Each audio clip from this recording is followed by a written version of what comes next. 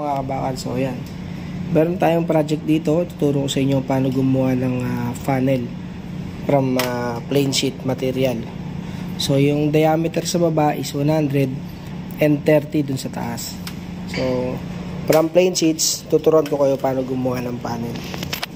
So kung 100 yung diameter na kailangan, all you have to do is to gawa kayo ng reference line niyo rito, center line, center point niyo dito, tapos guhit kayo,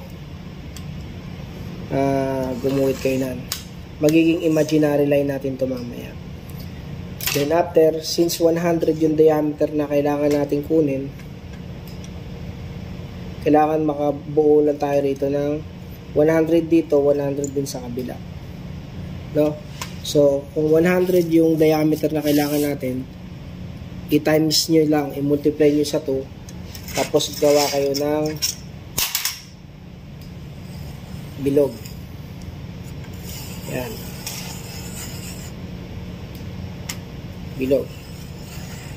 Okay, then kapag nakagawa na kayo ng bilog, yung ating 100 na diameter, i-multiply ninyo sa pi, no? O yung pi is sa 3.14. So ito na, natin, sulat natin, no? 100 diameter. Yan. 100 diameter, i-times ninyo sa pi o yung 3.14, no? So ilan ang kalalabasanan?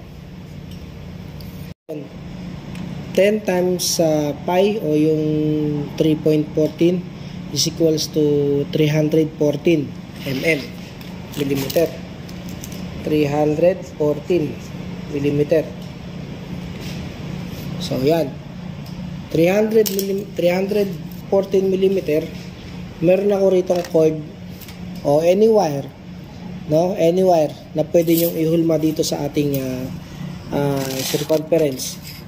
Mula dito sa center line, sa center point, magiging imaginary line nito, kaya tayo gumuhit kanina para dito tayo magsisimula, no? Dito tayo magsisimula paikot ng 314. So puncheran natin.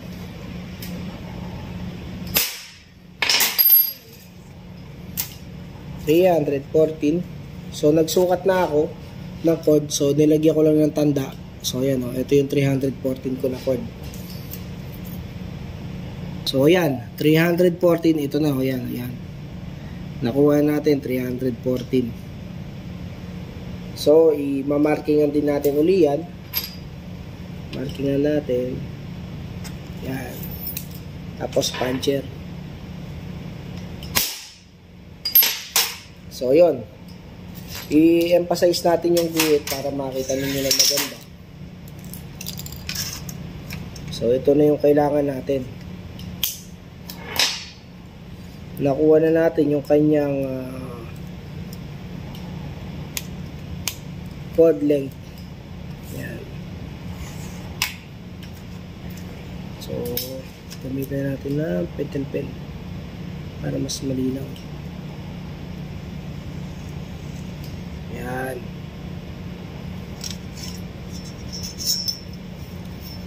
Tayo na. Tayo na. Tapos markingan din natin dito.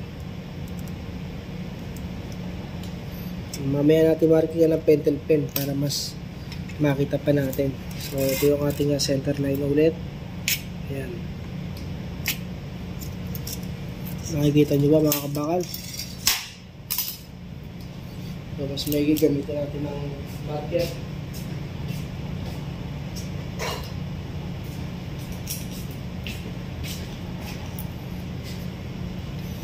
para mas kita ninyo yung guhit. Yan. So ito yung ating diameter na kailangan. Lilinawan ko lang, ha. Linawan ko lang. O mamaya na lang, pakita ko pa sa inyo yung susunod na proseso. Ngayon, nakuha na natin yung chord length niya, yung kanyang arc. Ang susunod ngayon is yung 314, kung ilan gusto nyong i-divide. Halimbawa, gusto niyo 10 o 12, i-ano nyo lang siya, i-divide nyo siya. Yan o. 314, i-divide natin, no? Divide natin into 10. Kasi 10 folds ang gagawin natin, no? So, ang kalalabasan na is 31.4 mm.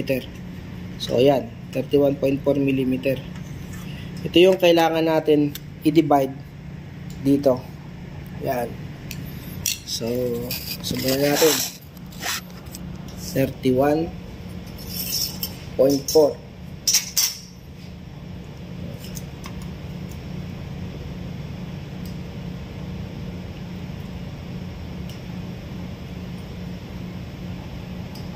Yan, 31.4. Mula dito sa gilid na to, markingan lang natin yan. Isa, dalawa, tatlo, apat, lima, anim, pito, 8, 9, 10. Yan. 10 na. So, ngayon, lilinawan lang natin to, no? Puncheran natin. So, pwedeng kahit i-recta natin ang gilid.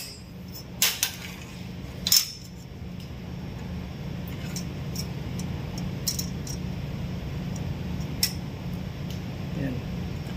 Guhitan na natin siya para kita ninyo.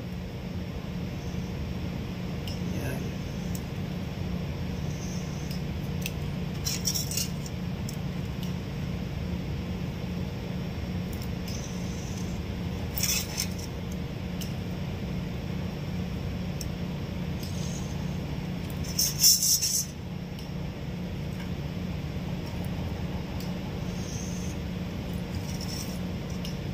Sampo.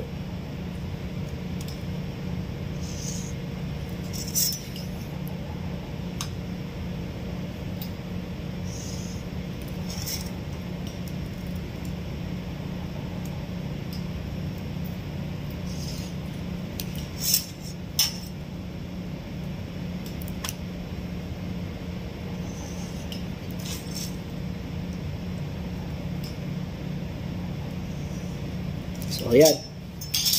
Nahati natin sa 10. 1, 2, 3, 4, 5, 6, 7, 8, 9, 10. So, lilinawan na lang natin yung ating diameter na yan. Pero pwede nyo na siyang i-cut.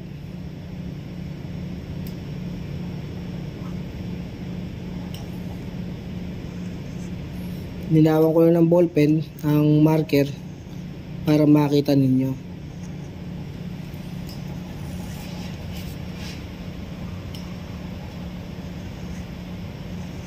Yan. So, yan, nabuo na. Ngayon, para makuha naman natin yung 30 mm dito na diameter, sukat tayo ng 30 sa caliper ulit, no? 30. Yan. 30. Tapos yan yung ilalagay dito. Kasi nag-divide tayo, ay nag-multiply tayo ng 100 dito, 100, 200. Dito naman, 30 sa side na to, 30 sa side na to, magiging ano yan pag natupi na natin, no? So yan, linawan natin para makita ninyo.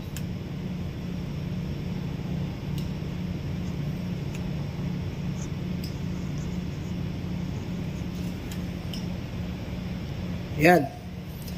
So itong plate na yan, buo na yung ating cone, no? So, ito, ikakat na lang natin to. May konting clearance dito, yan. Hindi siya perfect na nakaganon kasi ayun yung marking natin, no? Lagpas sa kalahati ng ating circumference. So, ikakat na natin tong portion na to. Tapos, ibebend natin. Okay?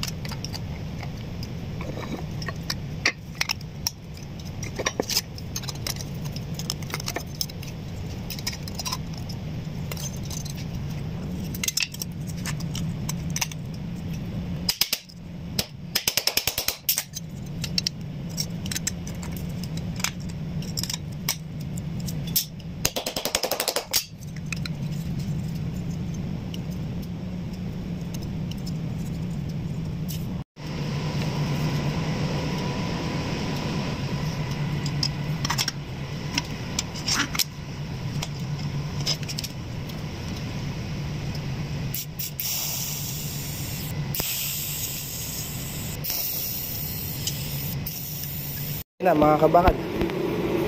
Todos na. Gawa na yung ating panel, no? So ganun lang yung paggawa ng panel from plain sheet. Alright. Follow for more mga kabakal. Kabakal Edward. Keep safe. Brrr.